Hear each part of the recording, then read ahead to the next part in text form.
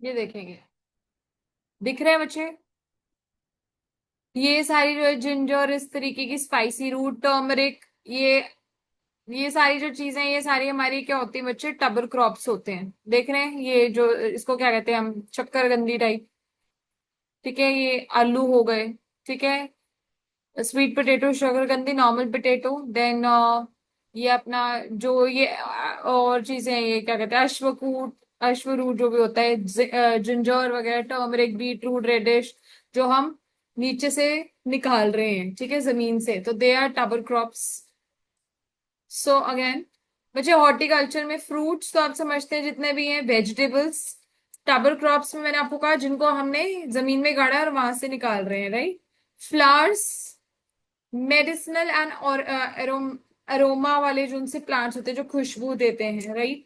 Spices, spices समझते हैं, मिर्ची, काली मिर्च, ये सारी चीजें जो हो गई स्पाइसेस। एंड प्लांटेशन क्रॉप्स, जो कि क्रॉप्स नॉर्मल जो हम उगाते हैं, प्लांट्स वगैरह। सो ये सारी चीजें कहाँ आती है मुझे, हॉर्टिकल्चर में आती है। लीड एक्टिविटीज, लीड मतलब कि इससे रिलेटेड जो एक्टिविटीज होगी, तो फ्लावर उगाना, फ्लावर हार्वेस्टिंग, नर्सरी आप देखते हो ग्रीन कलर की होती है, रस्तों में आती है, nursery maintenance again lead service है। हाइब्रिड सीड प्रोडक्शन, एक कहीं सीड का एक्सट्रैक्ट लिया, दूसरे सीड का एक्सट्रैक्ट लिया या प्लांट का, और उसको एक नया प्लांट स्पीसी बना दिया।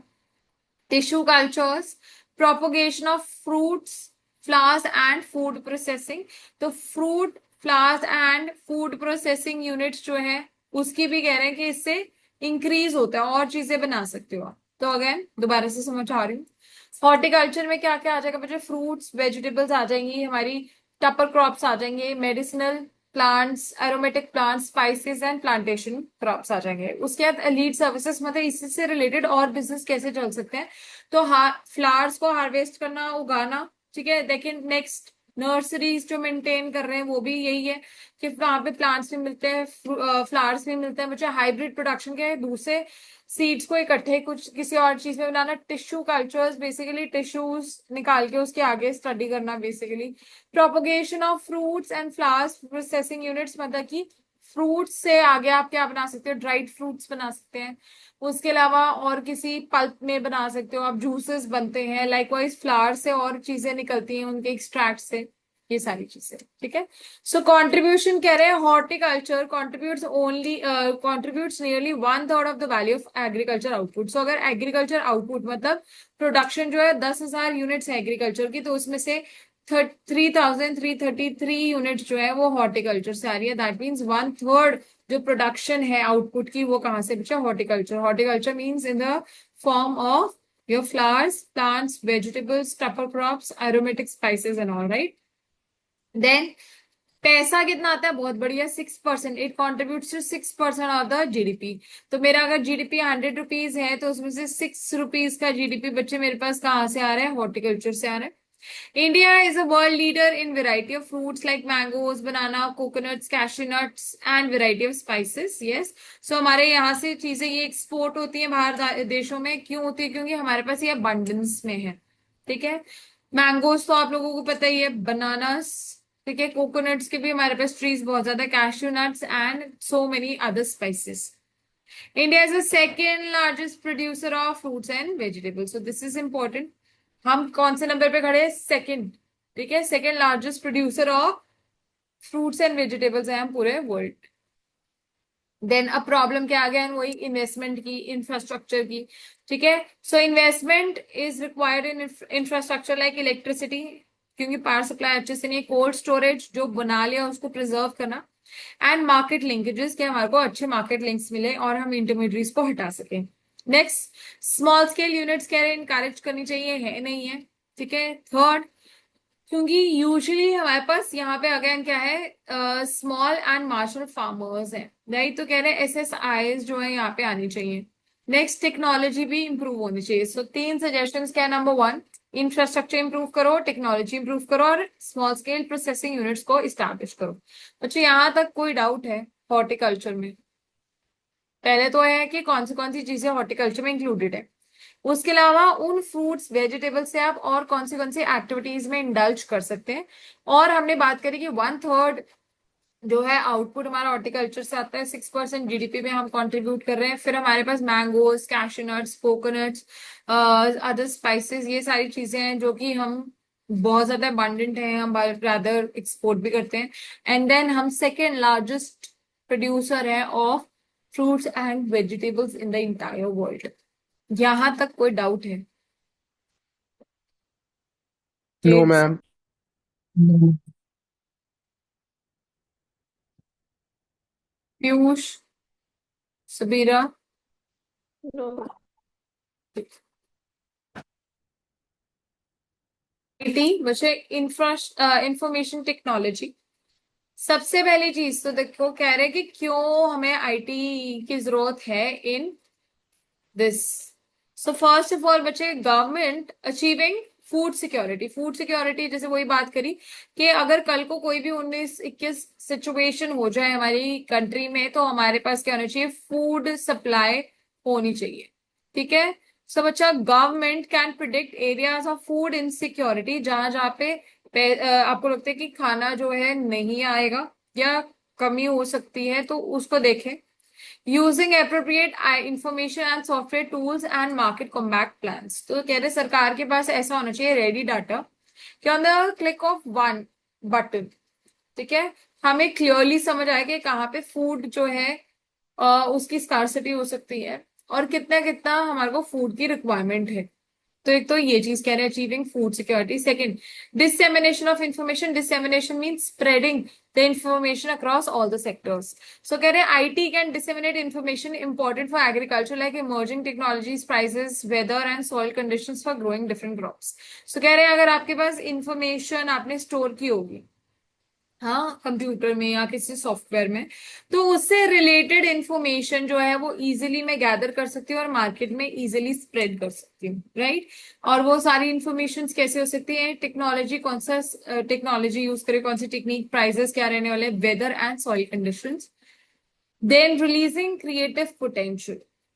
बच्चे, the traditional wisdom and knowledge embedded in the society can be assimilated and its creative potential can be raised only through IT। अब हमारे यहाँ पे आपने सुना होगा वेद हैं जो कि आयुर्वेदिक मेडिसिन हैं, उससे और चीजें कहते हैं हेल्प करेंगे। सो कह रहे हैं बच्चा, उस समझदारी को या उस नॉलेज को आप दुनिया तक कैसे पहुंचा सकते हो? With the help of information technology. Next is obviously it generates employment, so it has a potential of employment generation even in rural areas। देखो कोई भी काम अगर आईटी बेस्ड होगा तो वो पैन इंडिया मूवमेंट होगी, मतलब it will tap the entire India. So obviously उसके लिए मेरे को एम्प्लॉयमेंट ज्यादा चाहिए, मुझे लोग चाहिए जो कि मैनेज करेंगे, काम करेंगे। So obviously it generates employment as, right.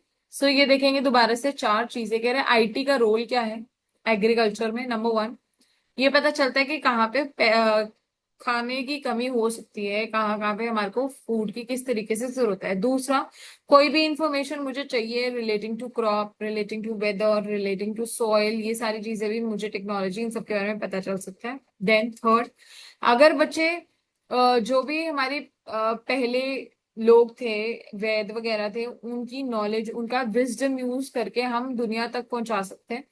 Next, क्योंकि आईटी से जो हमारे ऑनलाइन है सब कुछ, उसमें ऑनलाइन मार्केट क्योंकि बहुत वास्ट होती है, छोटी नहीं होती, रिस्ट्रिक्टेड नहीं होती, तो उससे क्या हो सकता है बच्चा, मैं पूरे के पूरे वर्ल्ड को कैप्चर कर सकती हूँ, जिससे उस सेक्टर के लिए मेरे पास एम्प्लॉयमेंट भी जनरेट हो सकती है। So this is the role of IT.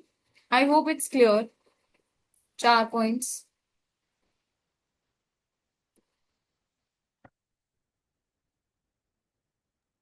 Yes, ma'am. Now next is organic farming, very important बेटा। सस्टेनेबल डेवलपमेंट क्या होती है, दोबारा से बता देती हूँ।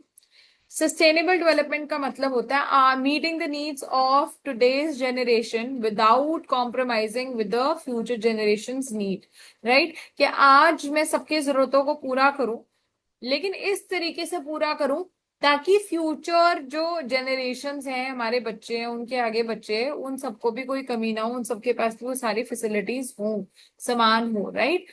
तो कह रहे कुछ प्रॉब्लम्स हैं, प्रिल्स, मतलब जो भी इश्यूज या हार्डशिप्स हम देख रहे हैं, द कन्वेंशनल, कन्वेंशनल मतलब पुराना जो ट्रेडिशनल एग्रीकल्चर है, उसमें क्या क्या प्रॉब्लम्स है।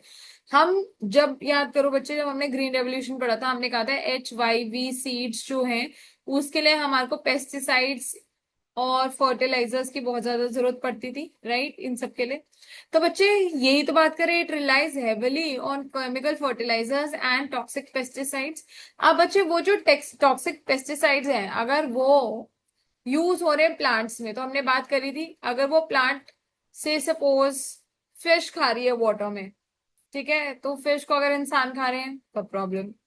अब अगर से सपोज वो प्लांट कोई एनिमल खा रहा है, उस एनिमल को कोई और बड़ा एनिमल खा रहा है और वो हमारे तक जा रही है, या हम डायरेक्टली भी कंज्यूम कर रहे हैं उस प्लांट को, तो पूरी की पूरी लाइफ साइकिल जो है डिस्टर्ब हो रही है, नंबर वन।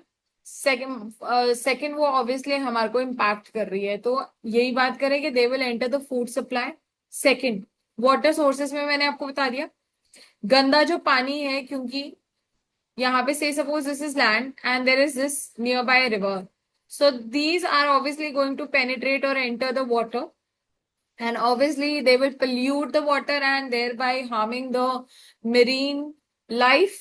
तो ये प्रॉब्लम रहेगी बच्चे। लाइफ स्टॉक का भी मैंने आपको समझा दिया, वो खाएंगे पेड़ पौधे, ठीक है, या उनको कोई एक एनिमल को दूसरा एनिमल खाएगा, सो अगेन वो प्रॉब्लम करने वाला है, डिप्लीट करेगा सॉइल फर्टिलिटी। देखो अभी के लिए तो हमारे पास अच्छे केलों की फूड या फिर प्लांट्स आ रहे हैं, लेकिन लॉन्ग रन के लिए पेस्टिसाइड्स जो है वो लैंड की या सॉइल की फर्टिलिटी को कम करते हैं, फिर और डेविस्टेट मतलब बिल्कुल खत्म कर देगा नेचुरल इकोसिस्टम। ये तो हमने डिस्कस कर ही लिया कि पूरी की पूरी सप्लाई चेन खराब कर देगी।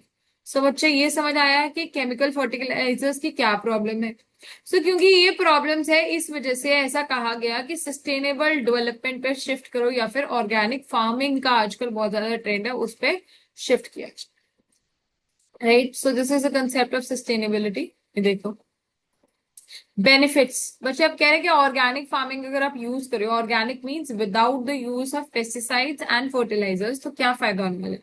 पहली बात तो क्योंकि यहाँ पे कह रहे हैं जो कॉस्ट है ना, देखो जो फर्टिलाइजर्स या फिर हमारे पेस्टिसाइड्स है उनकी कॉस्ट बहुत ज्यादा होती है।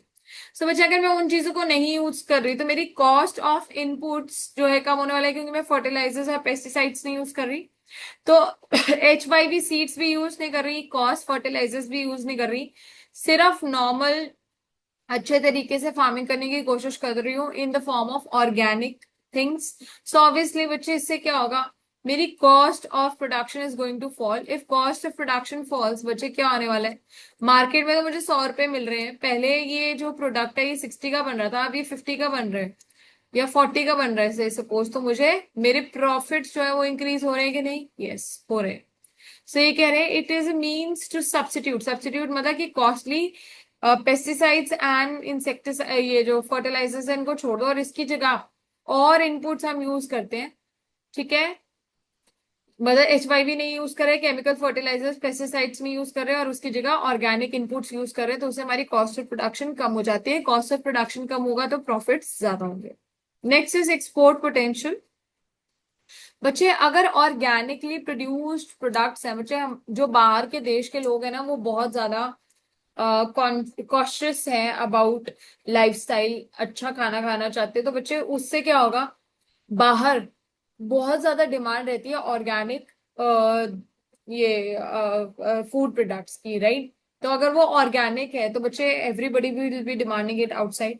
अगर हर कोई भारत के बाहर ऑर्गेनिक फूड्स को फूड प्रोडक्ट्स को या ग्रेन्स को डिमांड करता है, तो ऑब्वियसली उससे मेरी क्या हो जाती है, एक्सपोर्ट्स की कैपेसिटी इंक्रीज रहती है, जिसको एक्सपोर्ट पोटेंशियल का इंक्रीज कहेंगे।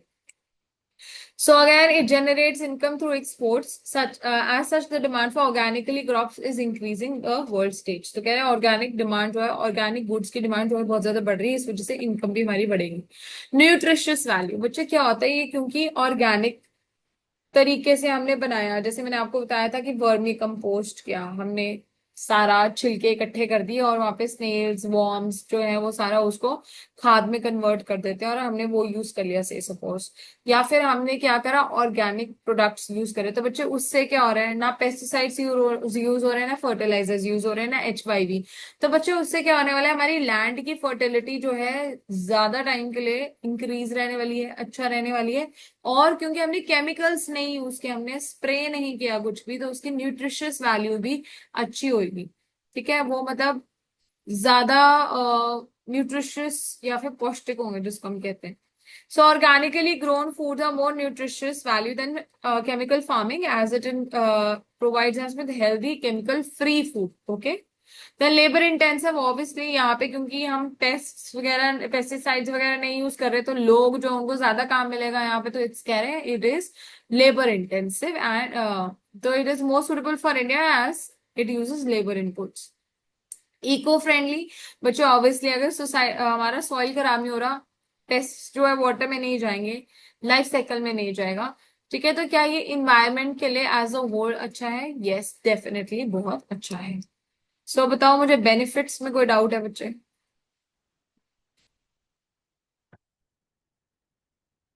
No, ma'am. Next is problems associated with organic farming.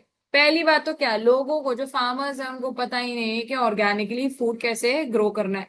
वो तो यही देखता है कि हाँ जी HYV यूज करो, फर्टिलाइजर स्प्रे करो, पेस्टिसाइड स्प्रे करो और इसको उगा लो। तो बच्चे, एक तो पहली बात तो पता नहीं है, दूसरा क्या, वो डरते भी है कि कहीं ये ना हो कि हमारी जो प्रोडक्शन है वो with the use of organic materials कहीं कम ना हो जाए। सो बच्चे, there is lack of awareness, लोगों को पता ही नहीं है, और अगर पता भी है तो विलिंग नहीं है to use a new organic farming technologies. ठीक है, they are not willing to give up the old HYV things. Next is limited supply of inputs. बच्चे, जो इनपुट है,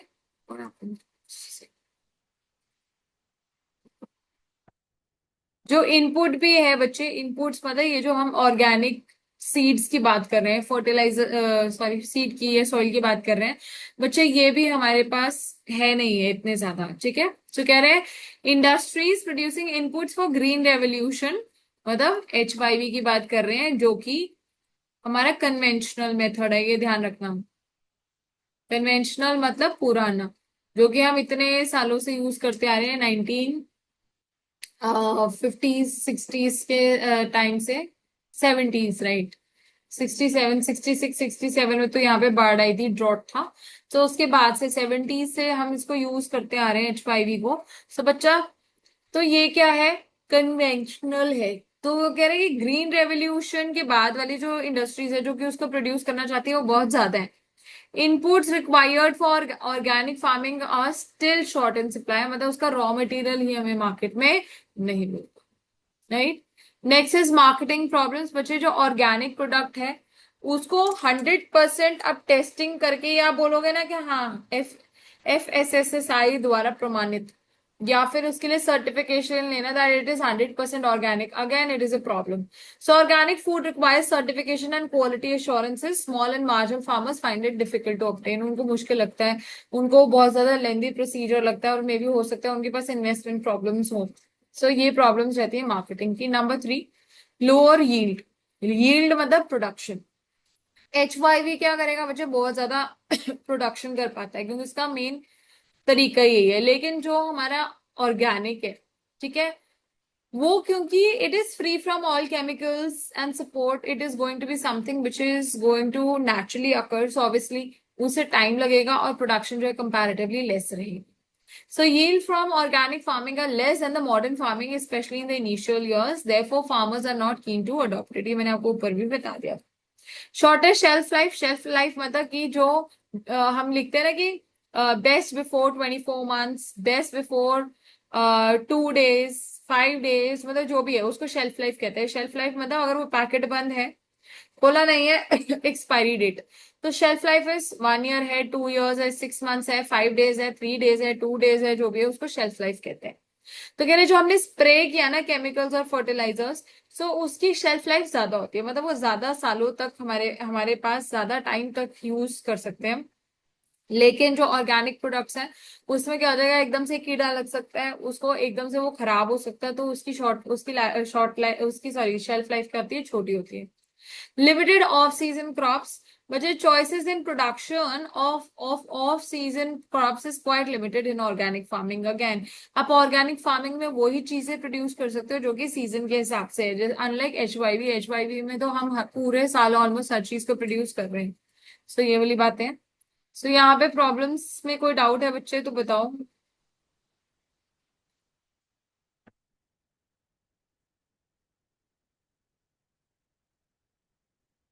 Piyush, no Kartik, ma'am. Bhavya, Samira. No ma'am. No ma'am. ठीक है।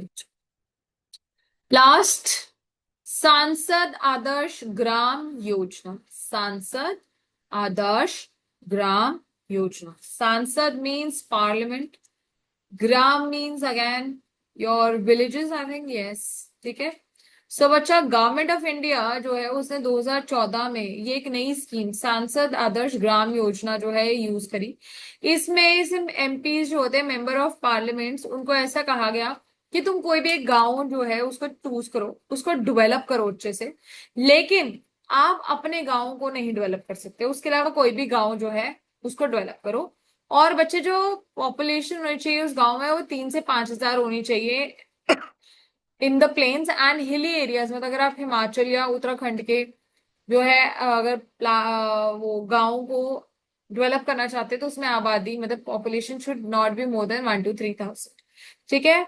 सो ये जो है बच्चे इस तरीके से वो कह रहे हैं कि अगर हर एक मेंबर ऑफ पार्लियामेंट गांव को जो है डेवलप करेगा तो उससे क्या होने वाली है, अगेन डेवलपमेंट होने वाली है। लेकिन अपने गांव को नहीं करना, उसके अलावा कोई भी गांव आप करो। तो ये एक स्कीम थी। आज और रीड कर लेते हैं। Under the scheme, members of India's parliament need to identify and develop one village from their constituencies। मतलब अगर आप हरियाणा के हैं तो हरियाणा का कोई गांव, पंजाब के हैं तो पंजाब का कोई गांव। ठीक है। To begin with, MPs can develop one village as a model village by 2016। पुरानी बात है तो कहा था उस टाइम पे 2016 तक आप एक ऐसा विलेज कहोगे हाँ इसमें ये तरक्की हुई है, हर एक विलेज में इस तरीके की तरक्की होनी चाहिए।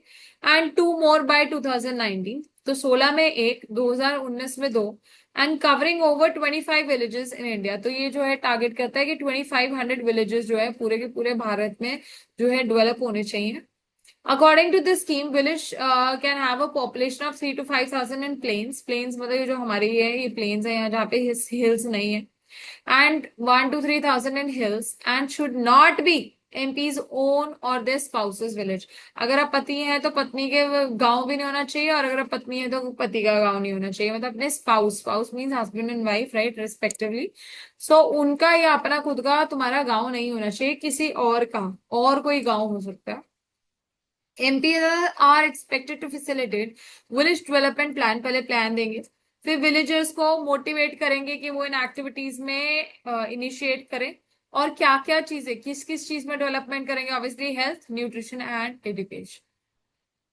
देखेंगे ये सांसद आदर्श ग्राम योजना समझ आया है कि नहीं आया बेटा।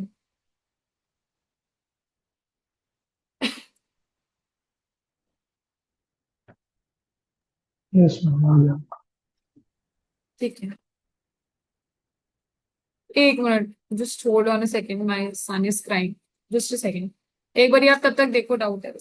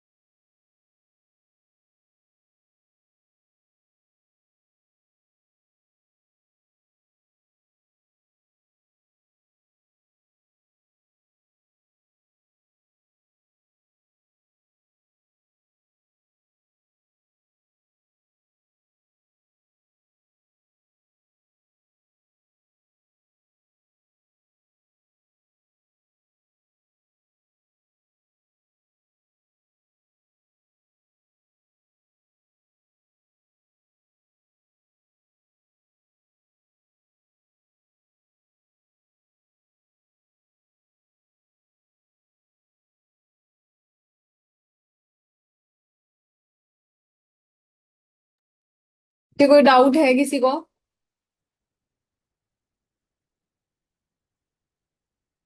कि कोई डाउट है? मैम ये लास्ट वाला रिपीट कर दो एक बार योजना। हाँ, मैं भी बता देती हूँ। और कोई डाउट है बच्चों किसी को भी? नो। एक सेकेंड, मैं बता देती हूँ।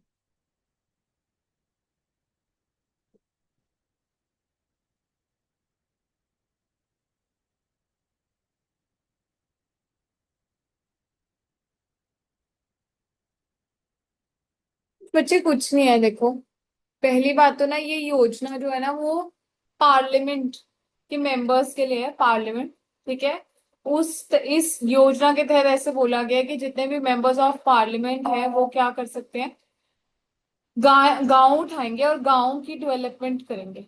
ठीक है। गांव की डेवलपमेंट कैसे करेंगे? बस वो गांव आपका खुद का नहीं होना चाहिए। मतलब हम कहते हैं ना कि हम इस गांव से, तो वो कह रहे हैं कि खुद के गांव का नहीं होना चाहिए, आपके पति या पत्नी भी उस गांव से नहीं होने चाहिए, कोई और गांव होना चाहिए। ठीक है। और कहा, ये देखो 2014 में शुरू हुई थी, तो कहा था 2016, मतलब 2 साल के अंदर अंदर एक गांव को डेवलप करो। 2019, मतलब अगले टोटल 5 इयर्स में 2 गांव, और ऐसे से करके टोटल 2500 विलेजेस को आपको अपने कस्बे में, अपने कॉन्स्टिट्यूएंसीज में कवर कर। ठीक है। और वो बताया गया कि गांव का मतलब क्या है। गांव का मतलब वो है कि जहाँ पे 3 से 5 हजार लोग तक के, 1000 तक लोग, सिर्फ पॉपुलेशन इतनी है। ठीक है। इन प्लेन्स, हिल्स में जाओ, अगर उत्तराखंड है, कोई हिमाचल का गांव है, तो मतलब वो क्या हुआ कि जहाँ पे जो है हमारी पॉपुलेशन 1 to 3,000 है, तो उससे ज्यादा की पॉपुलेशन नहीं होनी चाहिए। ठीक है। और किस चीज एरियाज में आप डेवलपमेंट करोगे? हेल्थ, एजुकेशन एंड न्यूट्रिशन में। ठीक है पीयूष? Yes ma'am. अब एक आधा क्वेश्चन देख लेते हैं हमारे।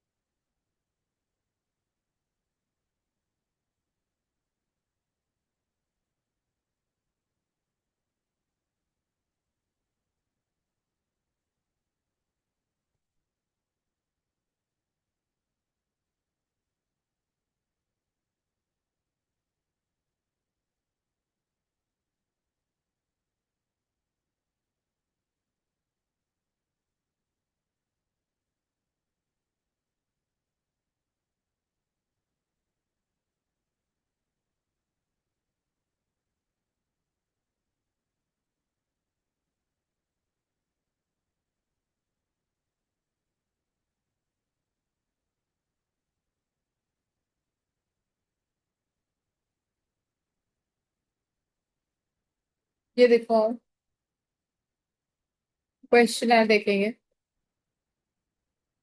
The village of Kashmir Nagar in the state of Telangana is predominantly agricultural. ठीक है। तो तेलंगाना में ये कोई गांव है, वो क्या है? एग्रीकल्चर गांव है। With most of the villagers engaged in farming। ठीक है। However, the village lacks basic amenities such as good roads, electricity, access to clean water. As a result, village is struggling to improve its agriculture productivity, and the villagers are living in poverty। ठीक है। The government has decided to take certain steps to improve the village infrastructure and help villagers improve their standard of living. As an economic student, answer the following questions.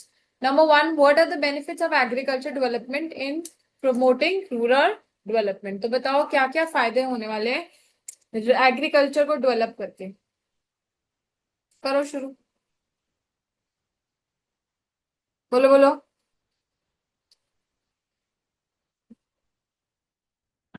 क्या फायदे होंगे बच्चे agriculture को develop करके? पहली बात तो कहोगे, since agriculture is a major occupation in India, where most of our population is engaged in agriculture. So अगर if agriculture is developed, ठीक है, then obviously number one there will be more employment generation. If it is diversified, ठीक है, and then obviously it will again मतलब increase the income, elevate the poverty, ठीक है, and give employment to other people, and again problem खत्म करेगा disguised unemployment की। और benefits क्या लिख सकते हो आप कि अगर रोड्स, इंफ्रास्ट्रक्चर, वाटर वगैरह डेवलप्ड है, सो उससे बच्चे एग्रीकल्चर पूरा ग्रो करेगा और आप एक्सपोर्ट कर सकते हैं गुड क्वालिटी के products, and supply chain, food chain अच्छी होने वाली। नेक्स्ट क्या है, what are some of the key factors that the government needs to consider when implementing rural development programmes. तो क्या फायदे, क्या क्या चीजें सरकार को अपने दिमाग में रखनी चाहिए for development of agriculture programmes. तो आओ ना थोड़ा सा तो यार पार्टिसिपेट करो, बहुत बेसिक से क्वेश्चंस हैं।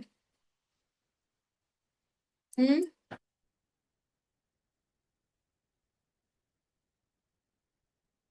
सारे सो रहे हैं लग रहे हैं। No ma'am. हाँ बताओ बच्चे, क्या क्या चीजें सोचो, आपको क्या लगता है कि सरकार को क्या क्या चीजें ध्यान में रखनी चाहिए for development of rural areas.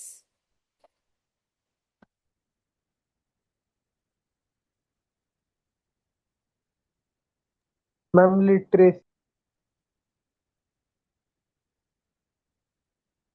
ऐसा लिख सकते हो, स्टेप्स लाइक सांसद Adarsh Gram Yojana should be taken where the, बता सकते हो कि मेंबर ऑफ पार्लियामेंट जो है उसको क्या करना चाहिए, कोई भी विलेज वगैरह उठाना चाहिए, उसकी डेवलपमेंट करनी चाहिए। एंड देन आप बोलोगे कि डेवलपमेंट जो है आपके कौन से एरियाज में होनी चाहिए, हेल्थ में होनी चाहिए, एजुकेशन में होनी चाहिए, न्यूट्रिशन में होनी चाहिए, ऐसी चीजें होनी चाहिए कि इनइक्वालिटीज को रिड्यूस करो, हर जगह पे जो है एम्प्लॉयमेंट इंक्रीज हो और साथ में क्या हो, इक्वालिटी आए। तो ये कुछ चीजें आप लिख सकते हो। Next, interpret the given picture on the account of problems of disguise unemployment. बताओ। लिखा है in Indian agriculture more people are engage than required. तो ये क्या है, डिसगाइज्ड अनएम्प्लॉयमेंट है, हाँ या नहीं। तो इसके बारे में बात करोगे कि डिसगाइज्ड अनएम्प्लॉयमेंट क्या है, एक सिचुएशन, एक क्राइटेरिया, एक ऐसी सिचुएशन होती है जहां पर जितने लोग रिक्वायर्ड हैं to be engage in agriculture उससे ज्यादा लोग यहाँ पे हैं। सो बच्चे इससे क्या होगा, कोई ये जीडीपी इंप्रूव कर रहा है, नहीं, ऐसे लोग जो कि कहीं और एम्प्लॉयमेंट ले सकते हैं वो यहाँ पे लगे हुए हैं। तो ऑब्वियसली आप ये कह सकते हो, पहली बात तो समझाओगे कि what is disguised unemployment, and दूसरी चीज आप बताओगे कि उससे क्या हो रहा है कि जितने रिक्वायर्ड है उससे ज्यादा लोग जो है बर्डन है, राइट। सो नेक्स्ट देखते हैं।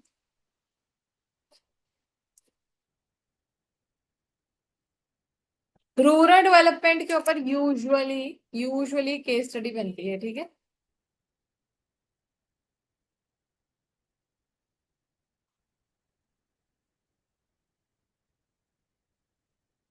देखो, study the following chart carefully and analyze the changes in trends, the government expenditure on transport and rural development. ये कुछ नहीं है, बस ऐसे बोला ये चार्ट देखो और बताओ कि सरकार जो है एग्रीकल्चर, रूरल डेवलपमेंट और ट्रांसपोर्ट में कैसे कैसे इन्वेस्ट करिए। I think this is macro होगा, या डोंट डू दिस, ये वैसे थोड़ा मिक्स है, ये नहीं। और देखते हैं, सिंपल है तो सिर्फ इंटरप्रिटेशन है, ये भी सिखा दूंगी।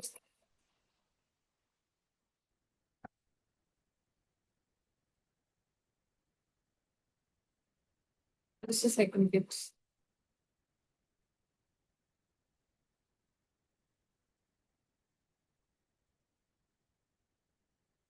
the participation rate of people in economic activities in rural areas is more than urban. Yes. Why? Because बच्चे देखो, people in rural areas have limited resources and earn income.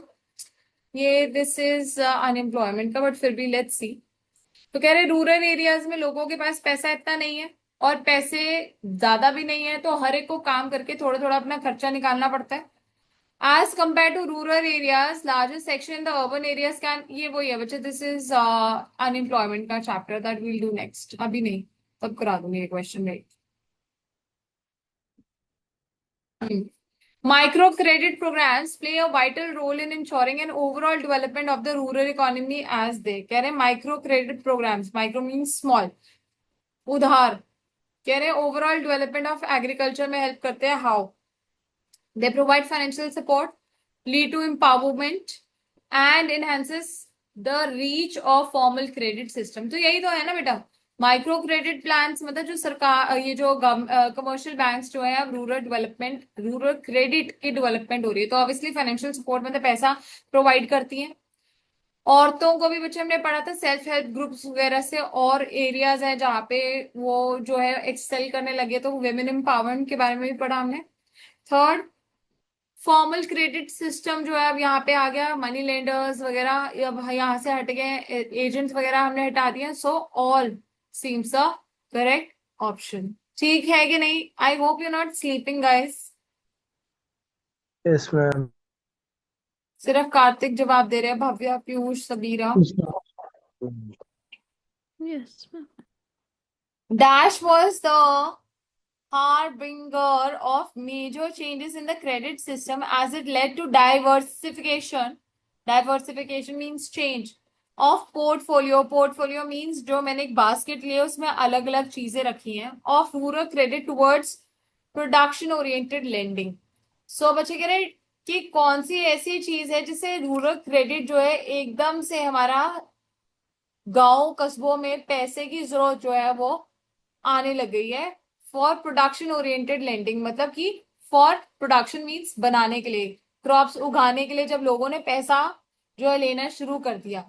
So was it white revolution, silver, blue या green? तो doubt किस में हो सकता है, या तो व्हाइट, व्हाइट ऑपरेशन था, ऑपरेशन फ्लड। सो वो तो डिफरेंट चीज थी, that was not production, that was just related to milk. But हमारा है क्या ये? पीयूषा मेरी बोर्ड पे मत लिखो बेटा। It is green revolution, right? परेशानी तो नहीं है इसमें क्वेश्चन में जी? No no. Ma'am. State the importance of rural banking in an economy like India। कह रहे रूरल बैंकिंग का क्या क्या जरूरत है, क्या क्या हेल्प है बच्चे? ऑब्वियसली क्रेडिट प्रोवाइड करने के लिए फार्मर्स को, और लोन्स प्रोवाइड करने के लिए एट चीपर रेट, क्योंकि वहां पे क्या थे, हमारे कमीशन एजेंट्स थे, मनी लेंडर्स थे जो कि एक्सप्लॉइट करते थे। अब क्योंकि बहुत ज्यादा लोग हमारे एग्रीकल्चर में ही हैं और वो स्मॉल एंड मार्जिनल है, तो उनकी तरक्की के लिए भी हमारे को क्या है, बैंक्स और पैसों की जरूरत थी जो कि वो फुलफिल करती है। नेक्स्ट।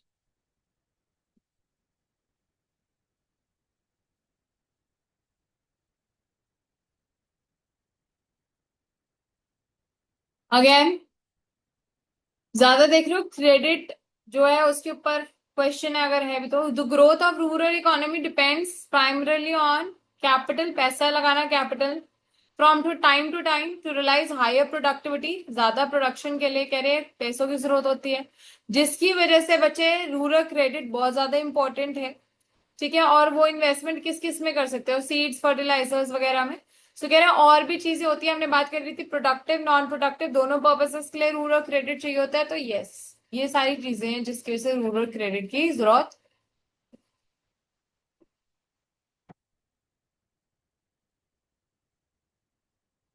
आ जाओ।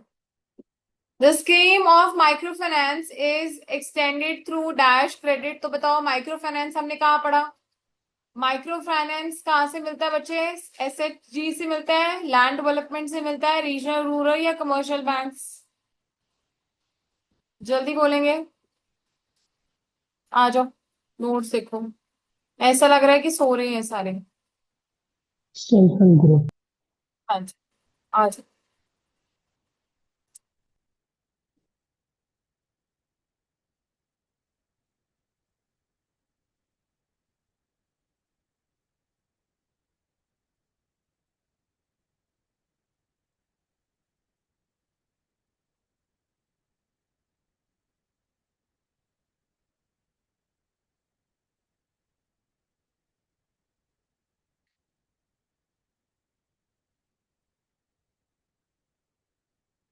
देखो बेटा, दिख रहे हैं self help groups for micro finance, clear?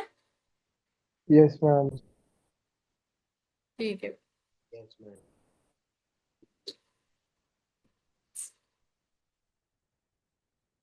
Infrastructural development is an essential element to obtain full potential of rural sector in India. Justify with valid argument. तो कह रहे इंफ्रास्ट्रक्चर डेवलपमेंट जो है बहुत ज्यादा जरूरी है। सो है ना, obviously infrastructure development like roads, railways, electricity, good sanitation and water is important. Why? Because rural areas में वी हैव लाइक इन सब चीजों की कमी है। ठीक है, अगर ये सारी चीजें डेवलप्ड होंगी तो हमारा जो है ओवरऑल पॉवर्टी भी खत्म होगी। ठीक है, एम्प्लॉयमेंट मिलेगी। तो देखो यही लिखा है, It provides provisions of electricity, road irrigation, ठीक है. Availability of easy and affordable credit system, employment बढ़ेगा, diversification मिलेगी, so overall is required.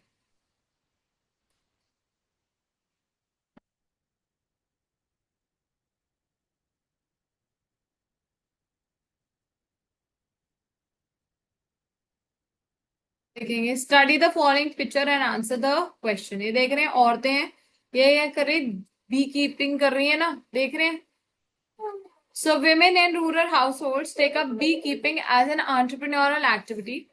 Such kind of activities may be envisaged under dash, may be envisaged as under diversification activity. तो बताओ किस तरह की diversification है ये. देखो हॉर्टिकल्चर तो डेफिनेटली नहीं है, हाँ या नहीं जल्दी बोलेंगे. Yes. फिशरीज भी नहीं है, पोल्ट्री भी नहीं है. आंसर क्या होना चाहिए? Animal husbandry. ठीक है. Yes, ma'am.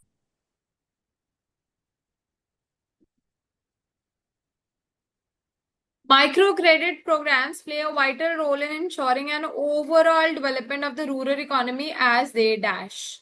तो कह रहे हैं माइक्रो क्रेडिट प्रोग्राम्स क्या करते हैं, हमने पढ़ लिया ना, तीनों चीजें करते हैं, 1, 2 and 3. So option number D is the correct option.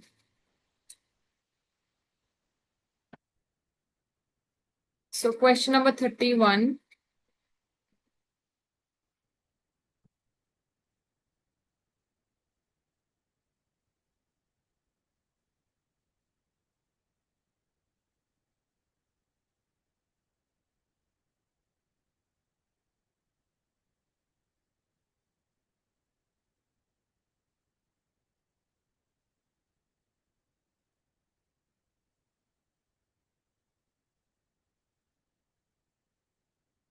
Five minutes.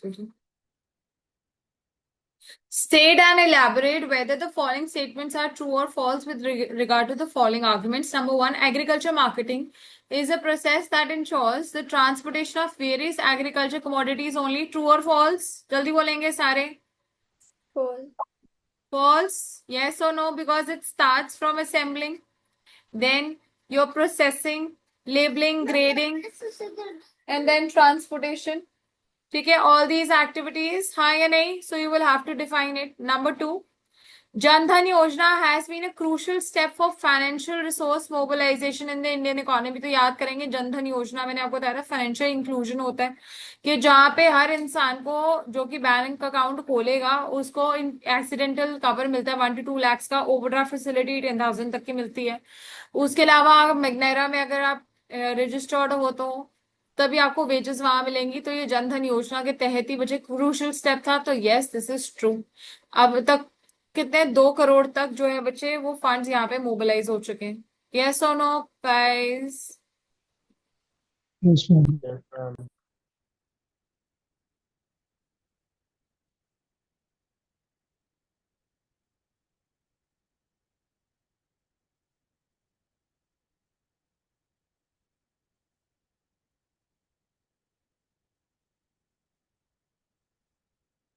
Did horticulture encourage rural development in India?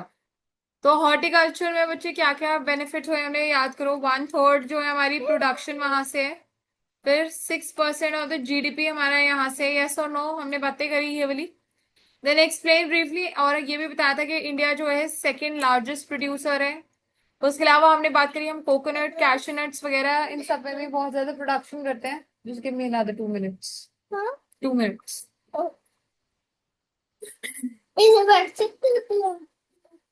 जाओ यहाँ से. उसके बाद मैं जाओ प्लीज. हाँ जी. 3 limitations ऑफ ऑर्गेनिक फार्मिंग अभी हमने करी कि एक तो लोगों को इंफॉर्मेशन नहीं है इतनी ज्यादा. ओके ठीक है, लोगों को एक तो इंफॉर्मेशन नहीं है, लोगों को पता ही नहीं है कि क्या होने वाला है. सेकंड बच्चे जो है उससे प्रोडक्टिविटी कम रहती है. ठीक है, कम लेवल ऑफ वो होती है ना. एंड नंबर 3 जो है बच्चा एक सेकेंड, जस्ट सेकेंड, हमने क्या क्या लिमिटेशंस किए थे, 1 मिनट देखेंगे. चाहे बच्चे देख के करो, जस्ट एटलीस्ट पार्टिसिपेट ना. प्रॉब्लम्स ये रही हमारी अवेयरनेस, ठीक है, हाँ, लिमिटेड इनपुट्स है, मार्केटिंग प्रॉब्लम्स है, low yield, short shelf life and off season crops भी यहाँ पे नहीं प्रोड्यूस हो पाते हैं। सो इवन गोल्डन रेवोल्यूशन के बारे में बात कर लेते हैं।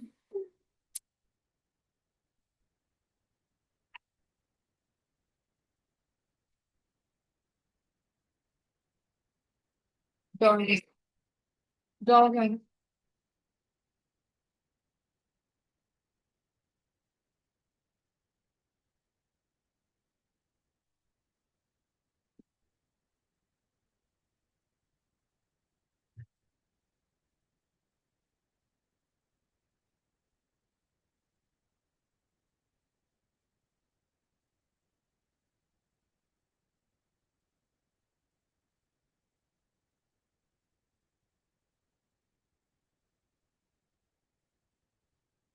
तो एक क्वेश्चन है, distinguish between green and golden revolution बच्चे। A significant increase in production of horticulture product in India is known as golden revolution. So आपको ये ध्यान रखना पड़ेगा कि जो horticulture products एकदम से हमारी इकोनॉमी में इंक्रीज हुए तो उसको हमने क्या बोला है, गोल्डन रेवोल्यूशन। तो अपने नोट्स में ये एक बात लिख लो जहाँ पे हॉर्टिकल्चर का भी हमने एंड में वो जो पेज था ये सांसद आदर्श वाले के नीचे, तो लिख लेंगे golden revolution is equal to significant, मतलब बहुत ज्यादा, good amount of significant increase in significant increase in production of significant increase in production of horticulture products in India, horticulture products in India। horticulture याद है, fruits, vegetables, spices, ठीक है, और वो aromatic plants and everything, yeah। And green revolution क्या बच्चे, जो H5B seeds को यूज करने से फूड ग्रेन्स हमारे इंक्रीज हुए, केमिकल फर्टिलाइजर्स वगैरह जो यूज करते हैं उसको गोल्डन ग्रीन रेवोल्यूशन कहते हैं। सो एक बारी के लिए बच्चा, अब आप लोगों ने क्या करना है,